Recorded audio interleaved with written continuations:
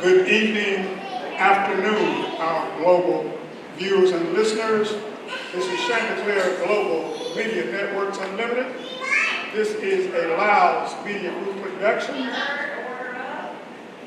You can download us at WCSTV22, free app download. And this is our next installation of Porch Talk. And we are here located in Wildwood, Wilson, North Carolina. And we have the great opportunity and pleasure and privilege to introduce to some of us, perhaps for the first time, an aspiring and ascending artist on the local scene. I'm just so fortunate to have this opportunity to share. We're going to listen and learn from her this evening as I introduce to you now LaMonique Hamilton. LaMonique, welcome to Porch Talk. Thank you. Thank you so much. I just want to say I'm so happy that my first interview gets to be with Black media. I'm very real about it. We're here for Black media. Where can we begin? Of all the places we could begin, why don't you just share with, especially those who are new listeners and viewers, just a little bit of your background. How did you get in this moment? Oh my goodness. Well, I'm born and raised in Wilson, North Carolina, and so happy to be from here. One of the microcosms of some of the greatest talent to ever hit the earth has come right here from Wilson, North Carolina, and so I'm so blessed to be a part of it, and I'm blessed to have come from here. I've always been a creative, I've always been an artist, and because I had a family to feed, because I like good food and good wine and to travel, I had to figure out how to make my art make some money. So that's what I've been doing for really the past 2 decades, and now I'm able to bring all that knowledge back home and use it to promote myself a little bit. I've been promoting other people for a really long time, so it feels good to be able to have a moment for me. Well, you don't need it from me, but I'm going to give you full permission to go full bore into that regard. Talk a little bit about your foundational principles and ideas that got you to this point in time. Well, my foundation is really simple. It starts with God. That is my foundation. When everything else just kind of seems to be crumbling around me, I know who to go to.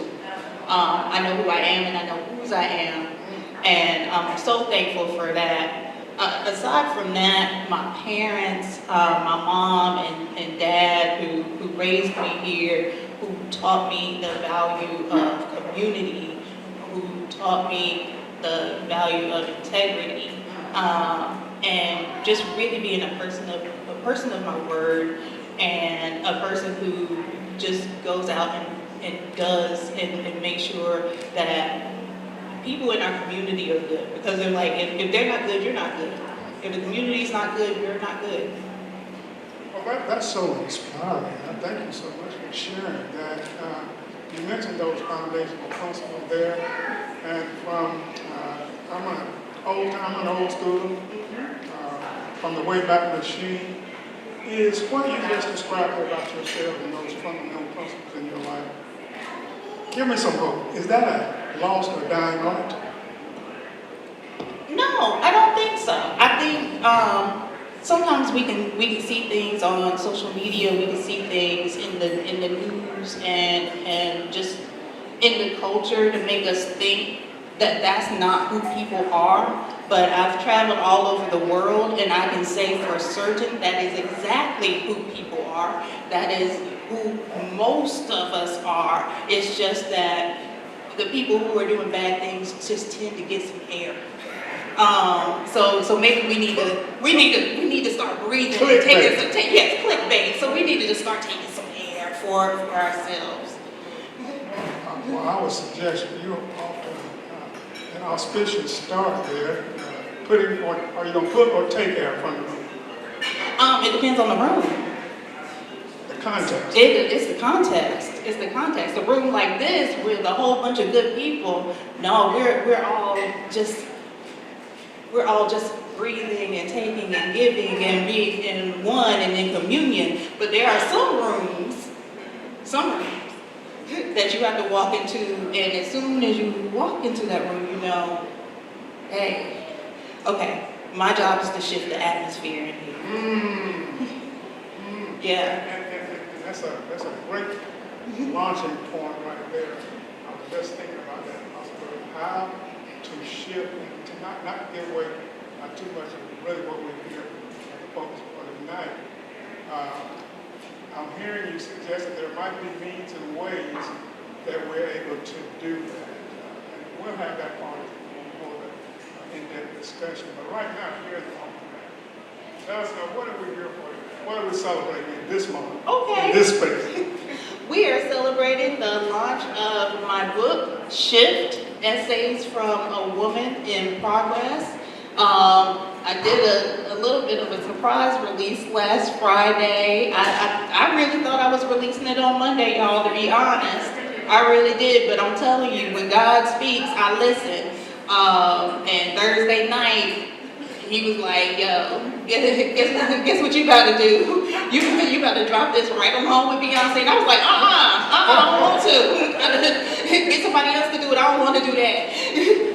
It's like, I'll drop on Monday. But no, when God speaks, I listen. And I'm so glad that I did. I'm so glad that I did because it was exactly the right thing to do. So I'm just so happy. I'm so happy that everybody came out tonight to celebrate this event. It has been a long time coming.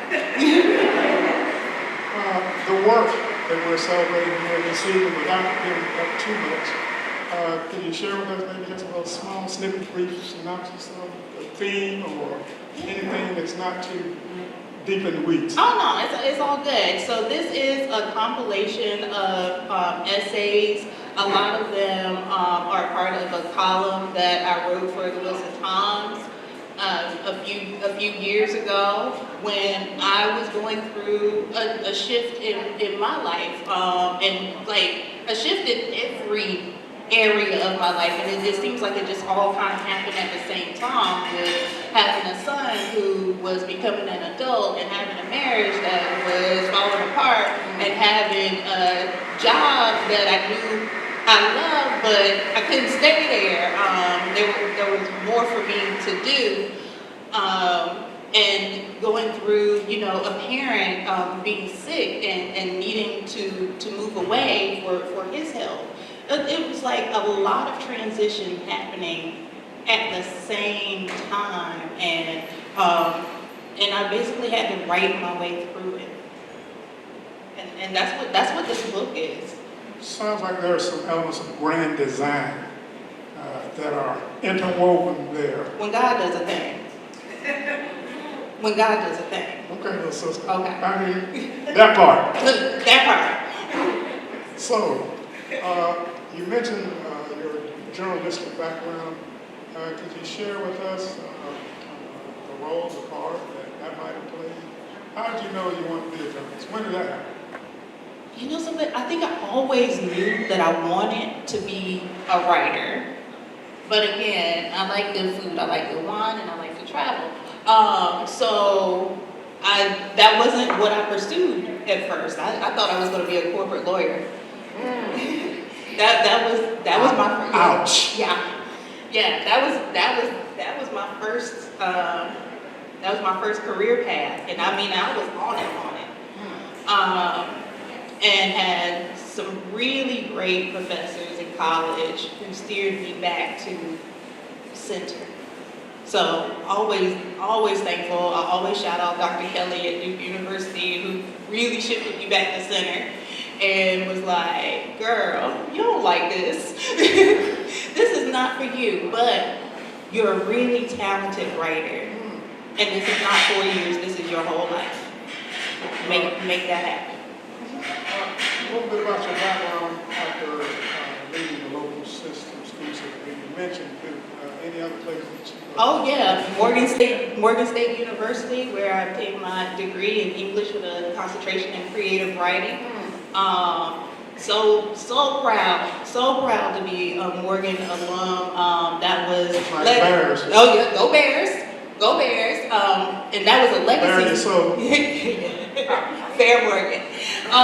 But that was a legacy school for me. My grandmother graduated from Morgan State University with a degree in English, so I felt right at home when I got to Baltimore.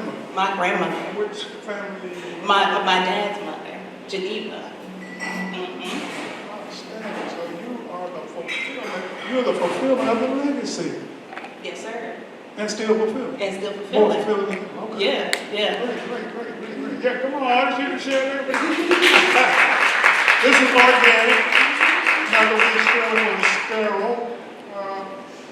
How do I address you? Once again, I'm going to educate myself. Authoress, because now we're in the PC world and essayists. Who are you? I'm LaMonique. Okay. Mm-hmm. I'm LaMonique who writes, or LaMonique the writer.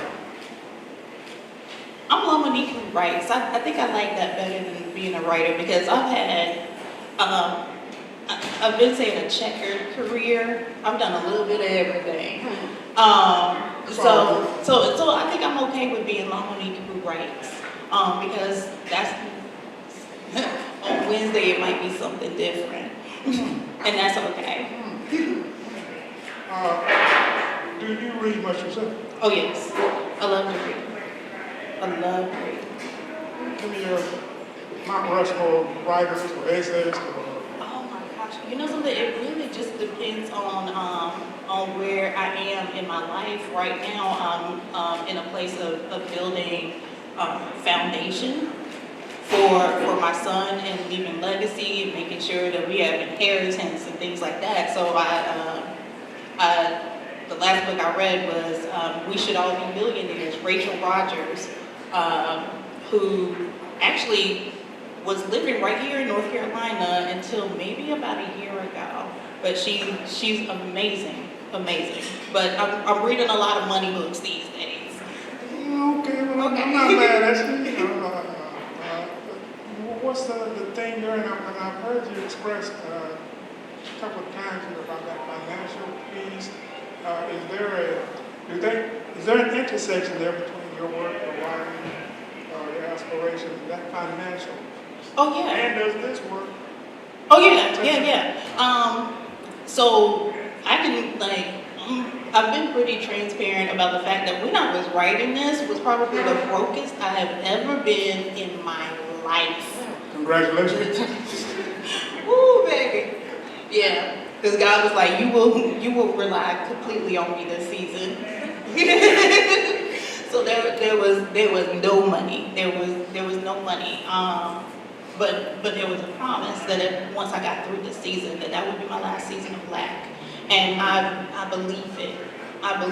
And so I'm doing my part to fulfill what God has already told me by making sure that I'm a steward of what He has held with me and holds me responsible for. You say that with such firm conviction. Oh yeah, I mean it.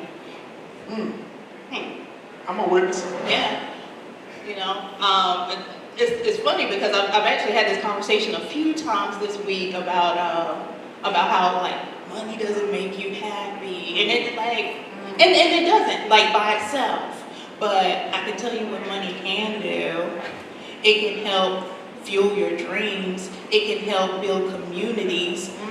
When there are people who want to start a business, and you are the person who can offer the seed money, when there's a person who wants to go to college and you are the person who can pay the tuition, that's what money can do. It is important. And especially if you want to be a change maker. That does not happen with nothing. Well, I'm going to suggest you've definitely broken the mold from the generation I'm a part of, because the generation I came from, especially if you're venturing out there into something entrepreneurial or self-fulfilling, they want to talk about that money part. Right. And I'm not a theologian, but I believe the Bible suggests somewhere in there that money resolveth all things. So that is very inspiring to see that and I see a lot of the mosaic that you're fashioning there is just very global and comprehensive. So once again, like I said, I'm getting a lot of gifts that nobody else is. I'm telling you. So let me know what the time is like, because I know you have to move on and transition, shift into other areas of things.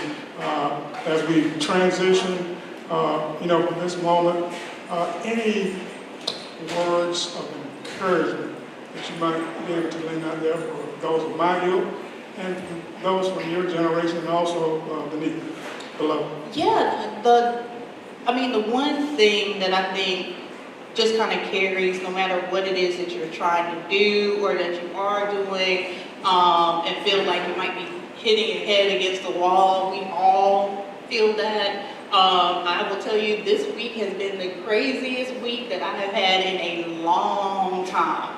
A long time. Everything that could go wrong, tried to go wrong, and yet here we are. Yet here we are, and there's a whole lot of people who are walking around not looking like what they've been through. So I highly encourage you just to talk to folks. If you're starting to feel like, why is it not working out for me? Why do I feel like I'm butting my head against the wall? Why does it look like this person just has things and it's just going pop, pop, pop, pop, pop, pop, pop? That might be the person you need to talk to, because what you'll find is that it's not actually going like that, or it hasn't gone like that. There are a lot of bumps in the road and continue to be bumps in the road, and yet we persevere. What a wonderful rebrand there. I am just startled and impressed with you. Thank you, Coach. So, do we need to wind this part up right now? Thank you so very much for this time. Don't go anywhere out there, those who are listening and viewing in. There is more to come, and the best to just begun. Thank you so much. Thank you Back so in a much. moment. Thank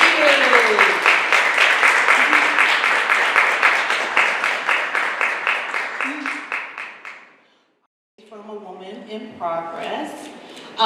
If you don't mind, I thought I would just bookend this thing and I would read the first essay and the very last essay.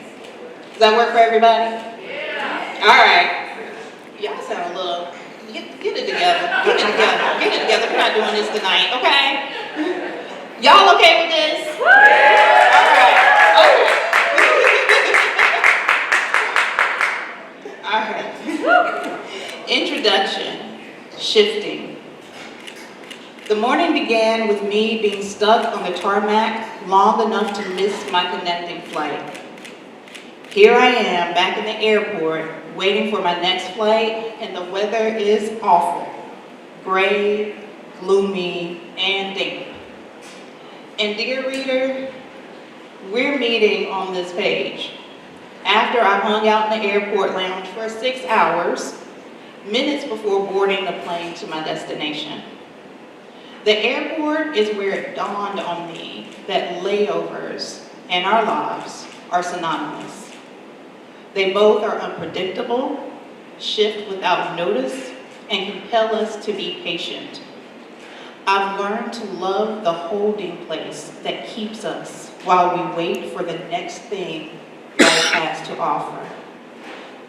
This may not seem like an ideal place to begin a book about the positive shifts we must all make in order to grow and thrive. But as every Black Southern preacher has likely said from the pulpit, stay with me, I'm going somewhere with this. Despite layovers, I'm happy in the airport because it's one of my favorite places to experience my humanity. Everyone here has something in common. We all have paid the airport's price of admission and are traveling somewhere. I'm in good company. I enjoy striking up a conversation over a mimosa with the bartender and the couple beside me. I like watching kids and some adults excited and afraid of taking their first flight. I like to hear about the journey of others traveling solo, their newest favorite experience. places they will never visit again, and their upcoming adventure. There's no gatekeeping at the airport, except for the gate agents and TSA. So thank you for keeping us safe. And I have frequented several restaurants, tours, stores, and attractions around the world based on their recommendations. It's a blessing to be in the airport, to be on the way somewhere. I don't take the opportunity lightly. Even so, eventually, my newly made friends and I part ways, head to our gates, and board our planes, trusting we will reach our destination safely. We trust that God is guiding the pilots. We buckle in, pray, and hurl into the air inside a heavy metal bird. It's a scary miracle traveling to the next destination with no control, no steering, no brakes, and no gears for us to maneuver. But this is the closest physical manifestation of the kind of propulsion, the kind of shift that only God can create. Sometimes God gives us a car to drive to the next destination, but when he's doing something big and expeditious, he puts us on a plane, makes us buckle in, and keeps us still until we land. I sleep on planes. I catch up with work. If there's a friend I haven't spoken to in a while, I send them a text to reach out. I solve problems on a plane that seem overwhelming on the ground, but come together like a puzzle from a different perspective. I'm still, but I'm moving forward. I'm in the palm of God's hand, and I can quite literally mind my business and drink the water that Jesus turned to ginger ale. When I started writing my column in 2018, I had no idea where it would lead. I thought I would write about building a life in my hometown after more than a decade of living in another state. My dad had moved to the other side of the country. My son had gone off to a school a few hours away, and I returned to my first love, telling the stories of people and happenings in my small town. Things were changing, but the changes felt like rites of passage in a simple, well-lived life. And I was content until I wasn't. The truth is, I muted the loudest parts of my life, and God was ready to make me speak up.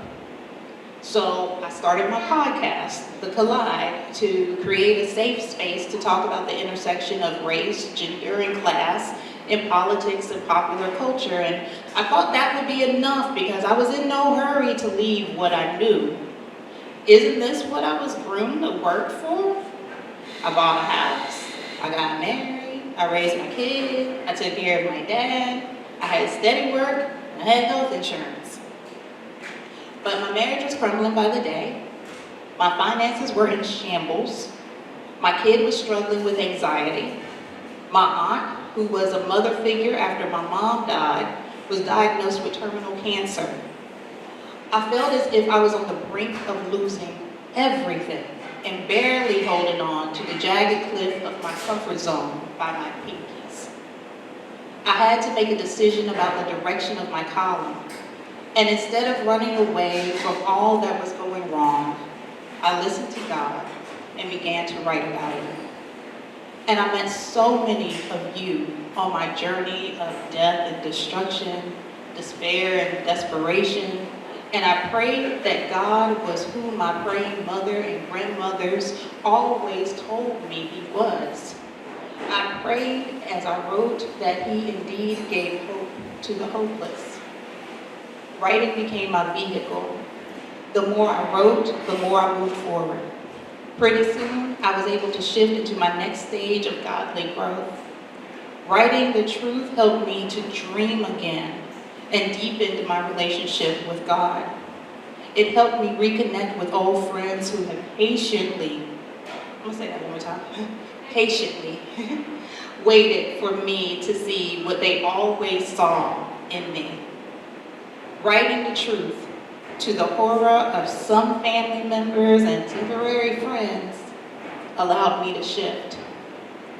I'm in my mid-40s now, and I am just now becoming the version of myself that 8-year-old me envisioned. I've made old dreams and goals come true, and have new beautiful dreams that were little more than a fairy tale a few years ago.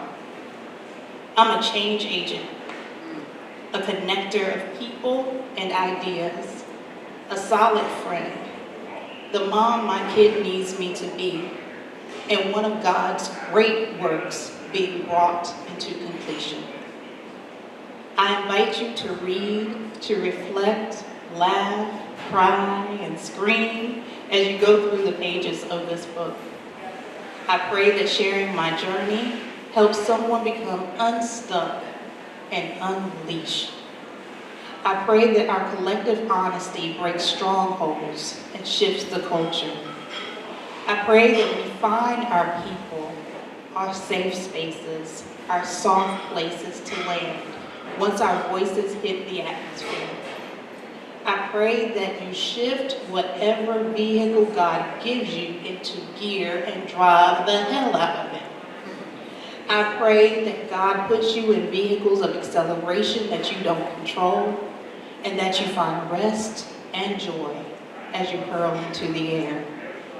For you, for me, for this whole chaotic, turbulent, war-ridden, beautiful world, I pray your shift brings freedom.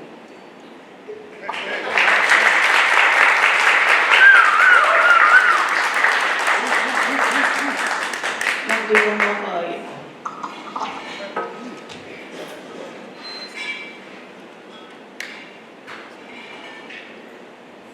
I am speaking.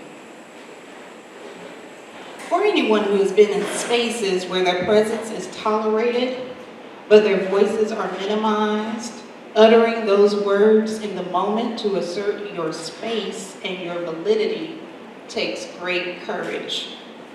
Saying those words with full authority throws a dagger into unchecked privilege. People who have benefited from privilege may not understand or think it's rude. I assure you, it is necessary. It has taken me several years to find the courage to own my space, claim my time, and say those words at the moment they needed to be said. Prior to that, I would sit quietly, fuming, as people talked over me. They would stop me mid-sentence, promising to return to me, knowing they never would. At work, I often would listen to roundabout conversations while holding the answer between my locked lips. I was marginalized, and I started to believe that the folks who hushed me did not deserve my solutions. Perhaps they did not, but the customers I worked with every day sure did. Claiming my space and speaking my truth are issues that keep coming up in my life. From the boardroom, to political roundtables, to the crafting of language and shaping of narrative in my current work. Stopping the line of privilege by speaking my truth with love is my reminder that I work for a greater good, not any company or organization. Even with this column, there are people who think it is their right to tell me what I should and should not write about each week. But this is my space. I'm speaking here. There's plenty of space carved out for response and comment. This space is mine. Addressing the implied or explicit hush of privilege is a bold and necessary action for the people of God, and especially the women of God. Too often, we don't hear our issues and needs being addressed in thoughtful, innovative ways that that move us forward toward an equitable society while honoring who we are as followers of Christ.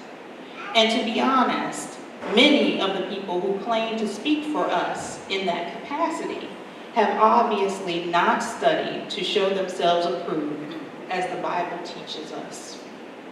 But I've studied. I am far from perfect, but I am speaking.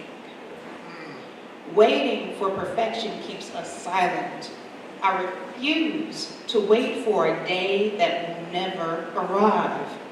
Instead, I find my courage in the knowledge that I am constantly being perfected and molded into the woman I was meant to be. I find my voice in the connections God has provided, the rooms where I have been placed, and the tables where I sit. I speak the reality of where we are. And when God speaks to me about my role in providing solutions, I speak on it with full confidence. Claim your time. Claim your voice. Speak. Thank you.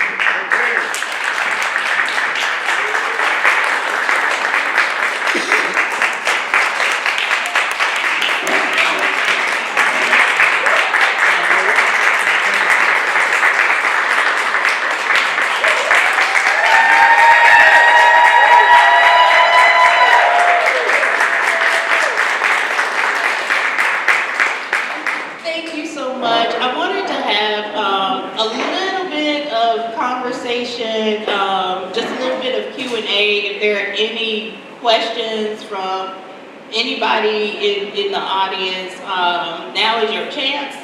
I'd love to hear from you. I'd love for us to have a conversation about transition, about shift, about the process of writing, whatever it is that you're thinking about on this evening. Are there any questions? Anybody with a hand? What? Hi, good evening. Hi. Hello. My question is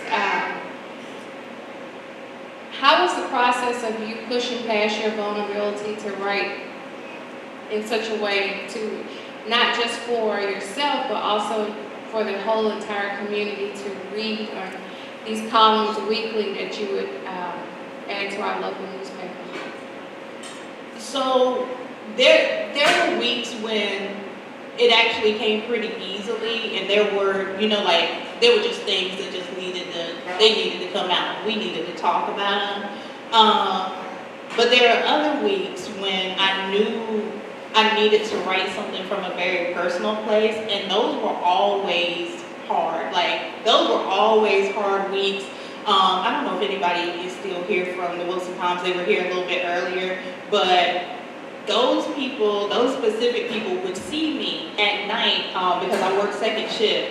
So I was in there in the evenings, and they would see me, and I would be crying at my desk, crying and writing, crying and typing, to try to just get it out, in whatever way that I could. And that was something that was even different for me because I had always grown up and been taught, you don't cry at work. That's not a thing that you do. And I didn't for forever, really, until I started that job. But I would, because I was like, it's the only way it's coming out, y'all. This is the only way you're going to get this column this week. Y'all going to let me cry, just give me some Kleenex and we're going to keep it moving. And they just kind of loved me right on through it. They were like, do what you got to do. They would just put Kleenex on my desk and let me go. So that's really how it happened. Week after week. Some weeks were good weeks and some weeks were crying weeks. But we always got it done.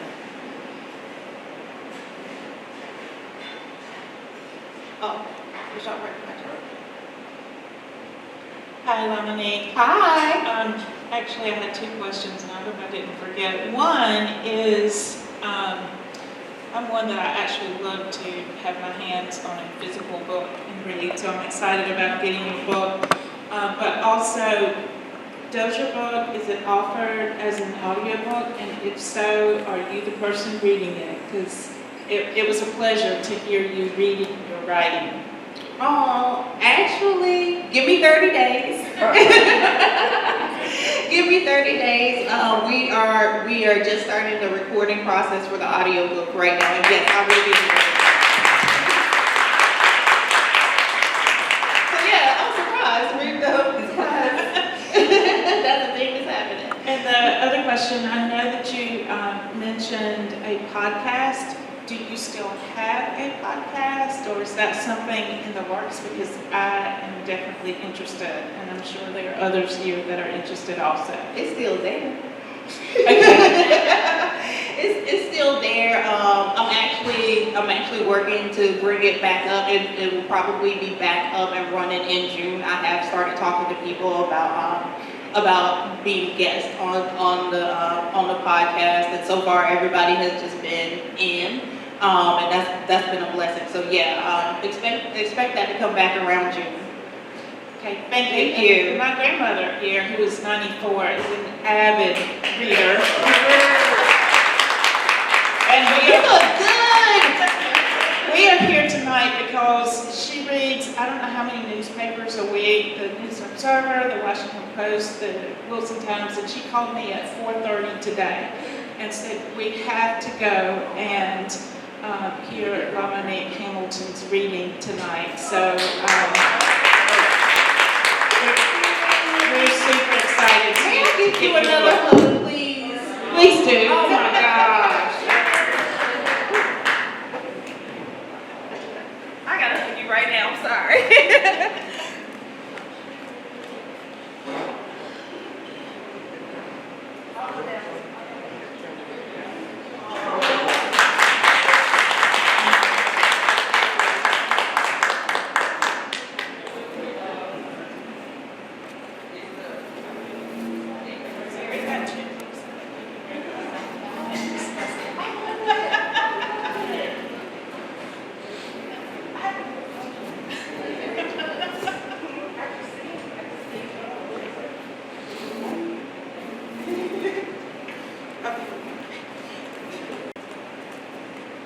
And I do have one more question that I just thought about. Those of us that love to read, maybe this is something in the future for you, but a really good book club would be great in Wilson. And we would love to have you get that going for us. Okay, that's definitely something for me to be thinking about. I will plug my friend who is also from Wilson, Felicia Butterfield. She actually just started a company called Seed, and she has the Seed Book Club. I am a member of that book club. Nadine heads that up, and she has made some really good selections so far. So highly encourage you to follow Seed Book Club and join that discussion while you wait for me. Mm-hmm. Hey, LaMonique. Hey, where are you? Okay, I see you. It's me. I just wanted to first say congratulations again. Secondly, for those who may not be writers, Is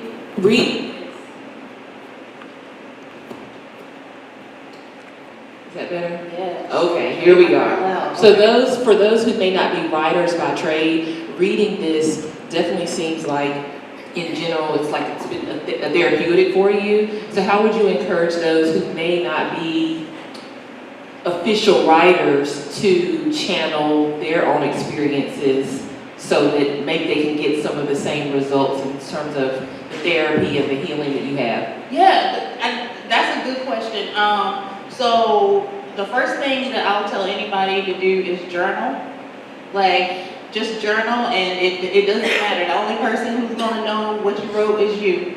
But it does feel good to get it out on the page. Something else that I do, and it's kind of a cheat, like it's a little bit of a cheat sheet, but I have done it, and it has been really good for me. I've gone on drives by myself and turned on the voice memo And I just drive and talk to myself and talk to God, like, for hours. I've done it like while driving to DC or driving to New York.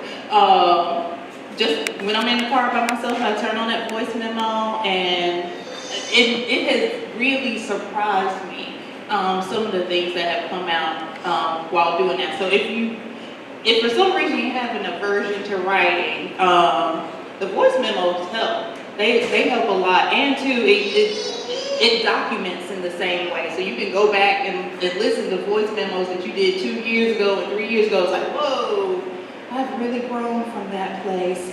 And it's cool. It's cool to kind of hear yourself, and it's really cool to actually like hear yourself become more confident in your own voice. That's what I got from it when I was doing like the voice memo recordings regularly. When I went back and listened to it, it's like, ooh, that girl. Ooh, I'm glad she got her healing, honey, because she was struggling. That girl was struggling. So yeah, those are my 2 suggestions. But just start because at the end of the day, everything doesn't have to be published. You know, it's okay to just write for you. Thank you. All right. The analogy and metaphor that you use for that transition and creating shift, and say you're on a plane, did that just happen while you're literally in the business? Oh yeah, that was a very real thing that was happening in that moment. I really wrote that in the airport lounge. I had been in there for 6 hours. And God had already been working on me about this book, and I was like, well, as soon as I land and get settled, I guess I'll write an introduction. And God was like, baby, this is the introduction. You just need to start writing. So that's exactly how it happened. It really happened in the airport lounge. I'm trying to think what city I was in. I think I was in Phoenix. And yeah, this is what came out. I'll make certain the folks at Delta hear about that. Are there any questions on the No, that? no. Okay. Just everybody clap. Back here. Oh yay. Oh okay.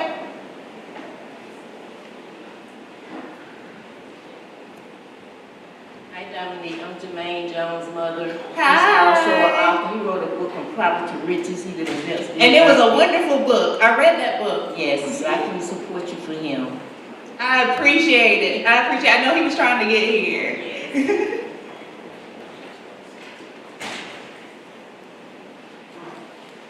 All right.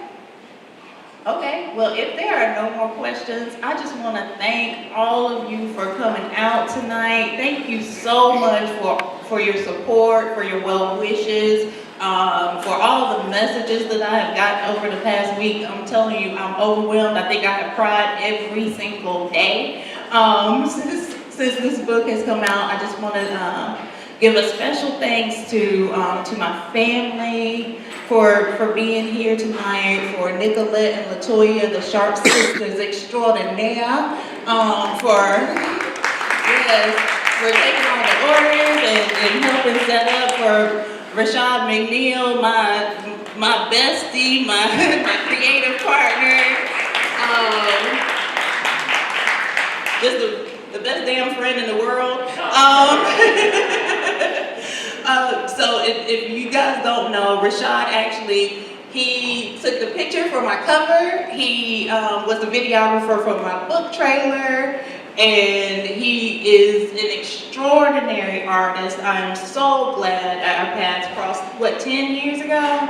10 years ago, and like basically as soon as we met, I was like, I'm yours and you're mine. We stuck together in a very friendly kind of way, because I'm still trying to find him somebody really, really good, and he's trying to find me somebody really good too. And my friends Jock and Christina, my tribe, my circle, for being here, and just like really, those two, Jock and Chris, literally prayed me through. if I needed prayer at 3 a.m., you know, I could call Josh. She was asleep. She was asleep, but she would wake up for me. And Chris, the same thing. And I pray that everybody has a chance to have friendships, like my friendships. Because my circle, I don't know what I would do without them. And I always say it's gonna be really, really hard for somebody to come in and try to think they're gonna date me or be with me because they gotta be better than my friends. I'm not even giving them a second thought unless they are better than my friends. So that's a hard, and very high standard. And thank you to Yolanda, who has been my publicist this week. She rode all the way from Georgia today, y'all, just to make sure that she was here for me. And I just appreciate it. She's been calling press and just doing all the things. And Yolanda and I used to do this. We were just kind of like partners and going and finding press for events with the Poor People's Campaign. And so I thank Yolanda for stepping in as my publicist and was just like, no, I love you, let's do this. Again, just so thankful for my tribe. I saw my classmate, hey Twan. Hey T, hey y'all. Just really thankful to see all of you here. My Aunt Marjorie, who came in and just instantly was like, I'm a photographer now, and started taking pictures of everybody. Just all of you know that you hold such a special place in my heart, and thank you for being here. I love y'all. All right, let's eat some cake.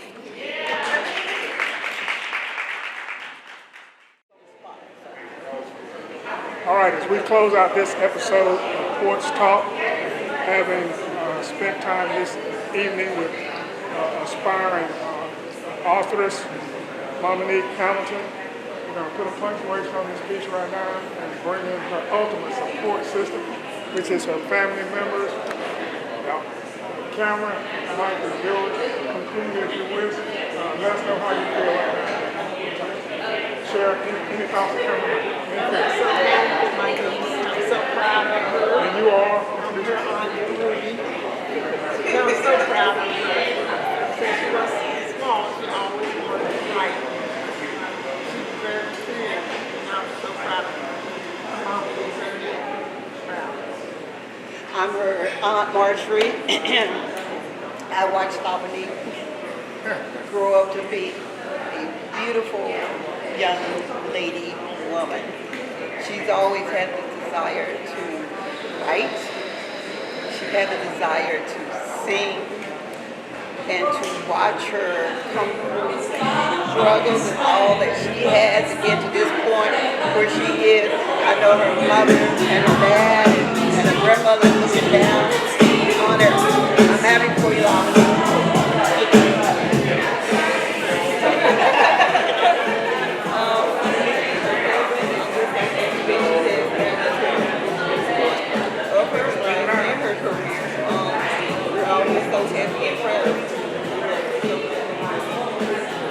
It's my turn? Oh, okay. I'm really proud of me. I encourage y'all to do some videos, make me cry. I didn't mean to cry, but I cried anyway. So it's a very good to be. Okay, Sheikah. Hi, I'm Sheikah. I'm her younger cousin. I just came to support her always. I'm just proud of her and her. Okay. So I just want to thank everyone for coming out to her book signing tonight. And as we all begin to shift, that if you read this book and look at the concept of its reading, I think you really enjoy it. Thank you.